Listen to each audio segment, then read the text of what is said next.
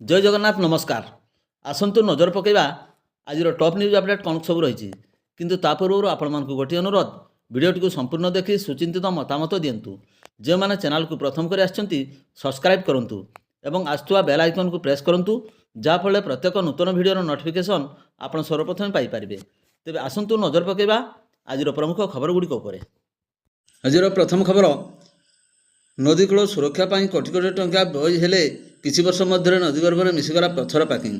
बुढ़ाबलंग प्रखर स्रोत सामने तिष्टिपालानी निर्मित सुरक्षा व्यवस्था हाथीगढ़ पंचायत बालीपाल अंचल में बुढ़ाबलंग नदी में कूलक्षय रखापी कर पत्थर पैकिंग बड़ बड़ अंश एवं नदीगर्भ में निर्माण समय ही निम्नमानर पत्थर और त्रुटिपूर्ण काम नहीं स्थानीय समाजसेवी बागदा मांडी समेत अंचलवासी अभियोग कर तथापि अभियोगर यथार्थ जांच हो नथिबा अभियोग होईछि।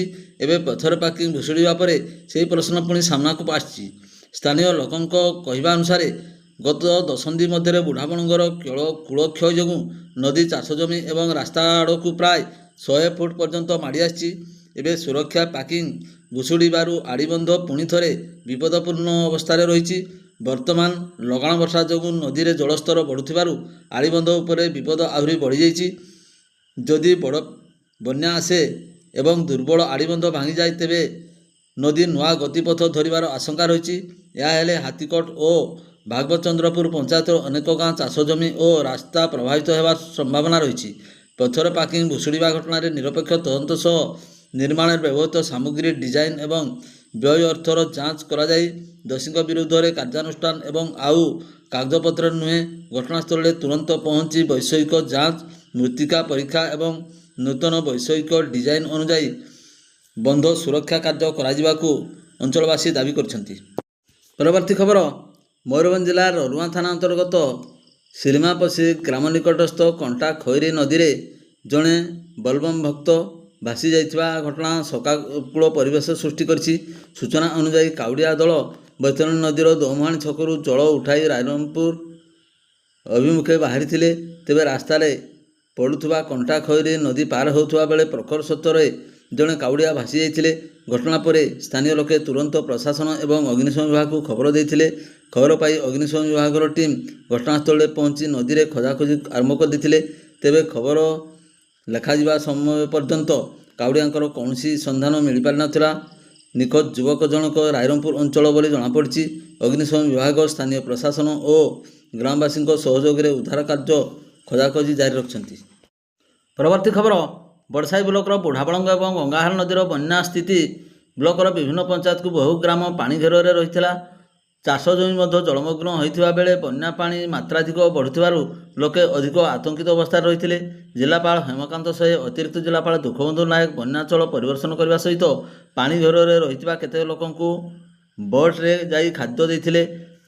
एथिरे बड़साई तहसीलदार विश्वनाथ विश्वाल बीडीओ बनजा दास समेत ब्लॉक प्रशासन टीम सहायता करते। बड़साई विधायक सनातन बिजुली बन्या विपन्न दुख बुझा सहित परिस्थिति अनुधान करते। पूर्वतन विधायक गणेश्वर पात्र बन्या प्रभावित विभिन्न ग्राम को जाई लोकों दुर्दशा बुझा सहित रंधा खाद्य परिवेषण करते। बड़साई ब्लॉक कांग्रेस पक्षर वरिष्ठ नेता प्रकाशकर महापात्र ब्लॉक सभापति शशांक शेखर कर क्षतिग्रस्त एवं विभिन्न स्थान में शुखला खाद्य सहित रंधा खाद्य दि जाइथिला। अपराह्न बन्या पानी कमिवा आरंभ करने मात्र बन्यांचल समस्त चाष जमी अधिक क्षतिग्रस्त होती से देखते। विशेष भाव परिवा चाष अधिक प्रभावित होती। पीवा पानी समस्या रोग समस्या भांगी जाइथिबा घर द्वार सजाड़ा समस्या आदि से घाड़ा सहित उजुड़ी पड़ा चाष से दुख को द्विगुणित कर पकाई। क्षतिग्रस्त चाषी समेत बन्याक्लिष्ट लोकों को सरकारी सहायता प्रदान पाई दाबी होची। परवर्ती खबर लगाण वर्षा मरड़ा ब्लॉक अधीन 8टी जाक आरआई सर्कल प्रभावित होता जमापड़ी।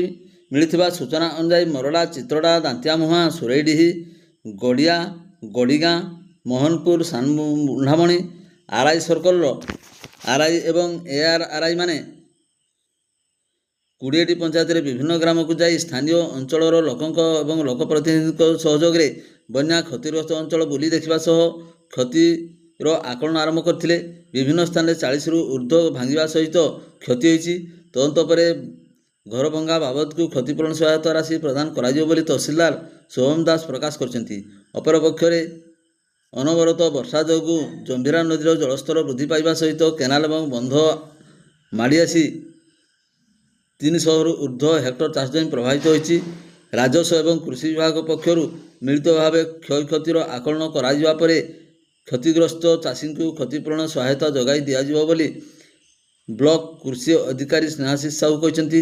ସେହିପରି ମରଡ଼ା ବିଡ଼ିଓ ଅଣାକର ନାୟକଙ୍କ ତତ୍ତ୍ୱାବଧାନରେ ବନ୍ୟା ବିପନ୍ନଙ୍କୁ ଉଦ୍ଧାରପୂର୍ବକ ଖାଦ୍ୟ ଏବଂ ପାନୀୟ ଯୋଗାଇ ଦିଆଯାଉଥିବା ବେଳେ ବନ୍ୟା ସ୍ଥିତିର ସମ୍ପୂର୍ଣ୍ଣ ସମୀକ୍ଷା କରିଥିଲେ।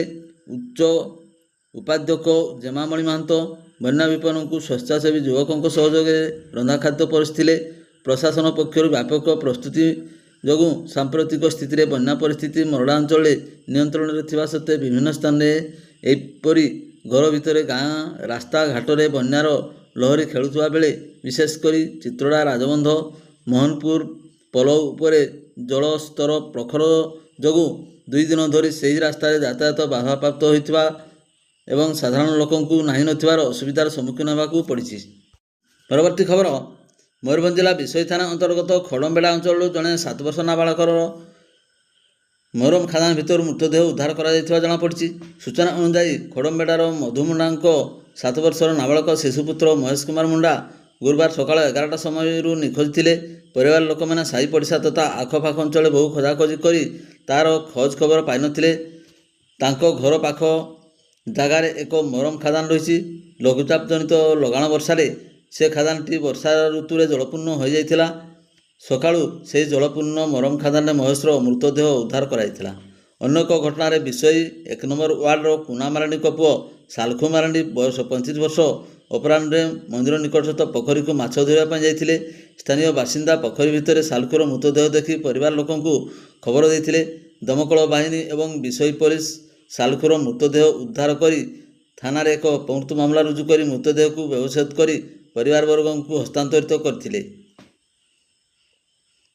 ଘରର ଏକମାତ୍ର ରୋଜଗାରିଆ ପୁଅ ସାଲଖୁର ମୃତ୍ୟୁକୁ ନେଇ ପରିବାର ଲୋକ ବେସାହାରା ପାଲଟି ଯାଇଛନ୍ତି।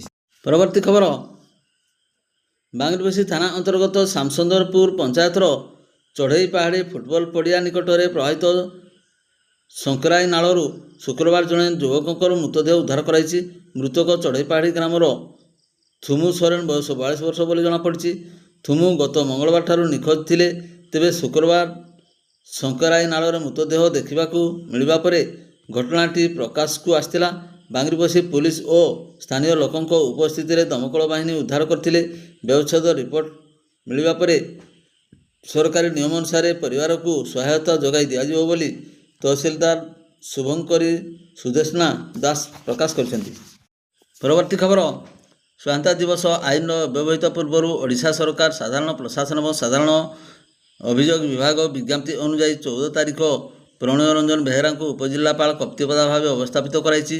ଭାରତୀୟ ନାଗରିକ ସୁରକ୍ଷା ସଂହିତା 2023 ଧାରା 14ର ଉପଧାରା 4 ଅଧୀନରେ ପ୍ରଦତ୍ତ କ୍ଷମତା ବଳରେ ରାଜ୍ୟ ସରକାର ଏହାଦ୍ୱାରା ଶ୍ରୀ ବେହେରା ମୟୂରଭଞ୍ଜ ଜିଲ୍ଲା ଅନ୍ତର୍ଗତ କପ୍ତିପଦା ଉଦଳାର ଉପଖଣ୍ଡ ଦଣ୍ଡାକାରୀ ଭାବରେ ନିଯୁକ୍ତି କରାଯାଇଛି। ଏଥିସହିତ ବେହେରାଙ୍କୁ ଅନ୍ୟାଦେଶ ପର୍ଯ୍ୟନ୍ତ PA ITDA ବାରିପଦା ଭାବେ ଅତିରିକ୍ତ ଦାୟିତ୍ୱରେ ମଧ୍ୟ ରଖାଯାଇଛି। ପୂର୍ବତନ ଉପଜିଲ୍ଲାପାଳ ସୁଶାନ୍ତ କୁମାର ବାରିକ ଏବଂ ବେଆଇନ ବାଲି ଟ୍ରାକ୍ଟରକୁ ମାଇନିଂ ଅଧିକାରୀ ଧରିବା ଉପରେ ଉକ୍ତ ମାଇନିଂ ଅଧିକାରୀ ଏବଂ କର୍ମଚାରୀଙ୍କୁ ଥାନାରେ ଅଟକାଇବା ସହିତ ଜବତ ଗାଡ଼ିକୁ ଛାଡ଼ି ଦେଇ ବିପଦରେ ପଡ଼ିଥିଲେ। RDC ପକ୍ଷରୁ ଏନେଇ ସମନ କରାଯାଇଥିଲା ଅତିରିକ୍ତ ଶାସନ ସଚିବ DK ସିଂ। ଫଳରେ ଉପଜିଲ୍ଲାପାଳ ସୁଶାନ୍ତ କୁମାର ଦାସଙ୍କ ଅଡ଼ୁଆ ହୋଇଯାଇଥିଲା। ନିଲମ୍ବନ ନେଇ ଚର୍ଚ୍ଚା ଥିଲେ ଦରଦରେ ଥିଲେ ହେଁ ଅଦ୍ୟବଧି ସରକାରୀ ପତ୍ର ହସ୍ତଗତ ହୋଇନାହିଁ। 80ତମ ସ୍ୱାଧୀନତା ଦିବସ ଉପଖଣ୍ଡ ସ୍ତରୀୟ ପାଳନ ସହିତ ଜାତୀୟ ପତାକା ଉତ୍ତୋଳନ କରିବା କଥା। ଏହି ଆଦେଶନାମା ପରେ ନୂତନ ଉପଜିଲ୍ଲାପାଳ ଉତ୍ତେଜନା କରିବା ନେଇ ଆଲୋଚନା ହେଉଛି। ପରବର୍ତ୍ତୀ ଖବର ମୟୂରଭଞ୍ଜ ଜିଲ୍ଲା ଠାକୁରମୁଣ୍ଡା ଥାନା ଅନ୍ତର୍ଗତ ଗୋବରଜଡ଼ା ନଦୀ ନିକଟରେ ଶୁକ୍ରବାର ସନ୍ଧ୍ୟା 7ଟା ସମୟରେ ପୃଥକ ଭାବେ ଘଟିଥିବା 2ଟି ବାଇକ୍ ଦୁର୍ଘଟଣାରେ 3 ଜଣ ଗୁରୁତର ଆହତ ହୋଇପଡ଼ିଛନ୍ତି।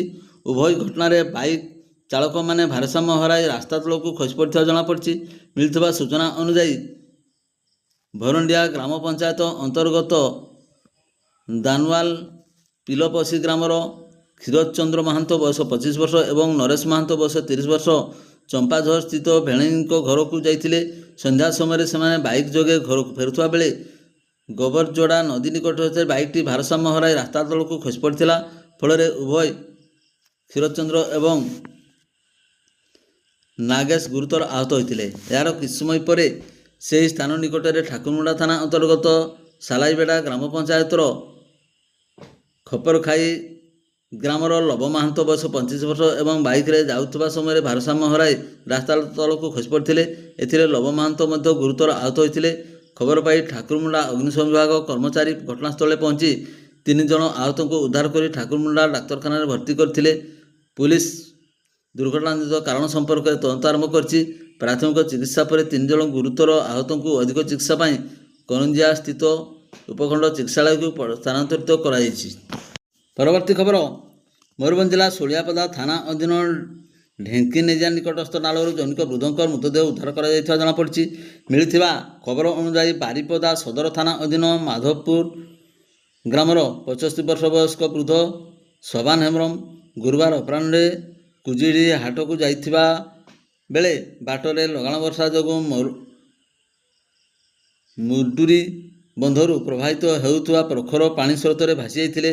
ସବାନ ରାତିରେ ଘରକୁ ନ ଫେରିବାରୁ ଘରଲୋକମାନେ ଚିନ୍ତାରେ ପଡ଼ିଯାଇଥିବା ବେଳେ ସକାଳେ ଢେଙ୍କିନେଜା ନିକଟସ୍ଥ ନାଳରେ ଏକ ଅଜଣା ମୃତଦେହ ଭାସୁଥିବା ଦେଖି ସ୍ଥାନୀୟ ଲୋକମାନେ ମୃତଦେହକୁ ପାଣି ଭିତରୁ କୂଳକୁ ଆଣିବା ସହ ଶୋଳିଆପଦା ପୋଲିସକୁ ଖବର ଦେଇଥିଲେ। ଖବର ପାଇ ଶୋଳିଆପଦା ପୋଲିସ ଘଟଣାସ୍ଥଳରେ ପହଞ୍ଚି ଅଗ୍ନିଶମ ବାହିନୀ ସହାୟତାରେ ମୃତଦେହ ଉଦ୍ଧାର କରିବା ପରେ ରାତିରୁ ନିଖୋଜ ଥିବା ସବାନଙ୍କର ମୃତଦେହ ବୋଲି ତାଙ୍କ ପରିବାର ଲୋକମାନେ ଚିହ୍ନଟ କରିଥିଲେ। ଏନେଇ ଶୋଳିଆପଦା ଥାନାରେ ଏକ ଅପମୃତ୍ୟୁ ମାମଲା ରୁଜୁ କରି ଶବ ବ୍ୟବଚ୍ଛେଦ କରି ପରିବାରବର୍ଗଙ୍କୁ ହସ୍ତାନ୍ତରିତ କରାଯାଇଥିଲା। ପରବର୍ତ୍ତୀ ଖବର, କରଞ୍ଜିଆ ବନଖଣ୍ଡରେ 27ଟିକା ଝାଡ଼ଖଣ୍ଡ ହାତୀଙ୍କ ଦୌରାତ୍ମ୍ୟ ବୃଦ୍ଧି ପାଉଥିବା ବେଳେ ଗୁରୁବାର ବିଳମ୍ବିତ ରାତି ଏବଂ ଭୋର ସମୟରେ କିଛି ଝାଡ଼ଖଣ୍ଡ ହାତୀ ଏଣେତେଣେ ହୋଇ 2ଟି ଗାଁରେ ପଶି 4ଟି ଘର ଏବଂ ଗୋଟିଏ ଅଙ୍ଗନବାଡ଼ି କେନ୍ଦ୍ର ଝରକାକୁ ଭାଙ୍ଗି ପିଲାଙ୍କ ନିମନ୍ତେ ରଖାଯାଇଥିବା ଖାଦ୍ୟକୁ ଖାଇଯାଇଥିଲେ। ତେବେ ସେମାନଙ୍କ ମଧ୍ୟରୁ 5ଟିକିଆ ଝାଡ଼ଖଣ୍ଡି ହାତୀପଲ ବିଳମ୍ବିତ ରାତି ପ୍ରାୟ 2:30ଟା ସମୟରେ କେରକେରା ପଞ୍ଚାୟତର ନେଢୁଆପାଳ ଗାଁରେ ପଶି ଭରତ ଲାଗୁରିଙ୍କ ଘର କାନ୍ଥ ଭାଙ୍ଗି ଦେଇଥିଲେ। ପରିବାର ଲୋକମାନେ ଶୋଇଥିବା ଅବସ୍ଥାରେ କାନ୍ଥ ସେମାନଙ୍କ ଉପରେ ପଡ଼ିଯାଇଥିଲା ଏବଂ କୌଣସି ପ୍ରକାରେ ଜୀବନ ବଞ୍ଚାଇବା ବେଳେ 5 ବର୍ଷର ଶିଶୁପୁତ୍ର ପୂର୍ଣ୍ଣଚନ୍ଦ୍ର ଲାଗୁରି ଚାପି ହୋଇ ରହିଯାଇଥିଲେ। ଶିଶୁକୁ ଉଦ୍ଧାର ପରେ କରଞ୍ଜିଆ ଚିକିତ୍ସାଳୟକୁ ଅଣାଯାଇଥିଲା, ମାତ୍ର ଡାକ୍ତର ତାଙ୍କୁ ମୃତ ଘୋଷଣା କରିଥିଲେ। ବନ ବିଭାଗ ପକ୍ଷରୁ ପୁଲିସକୁ ଖବର ଦିଆଯାଇଥିବା ଜଣାପଡ଼ିଥିଲା। ପରିବାରକୁ ଏବଂ ଶବ ବ୍ୟବଚ୍ଛେଦ ପରେ ପରିବାରବର୍ଗଙ୍କୁ ହସ୍ତାନ୍ତରିତ କରାଯାଇଥିଲା। ଭିଡ଼ିଓଟିକୁ ଶେଷ ପର୍ଯ୍ୟନ୍ତ ଦେଖିଥିବାରୁ ଆପଣଙ୍କୁ ଅଶେଷ ଅଶେଷ ଧନ୍ୟବାଦ।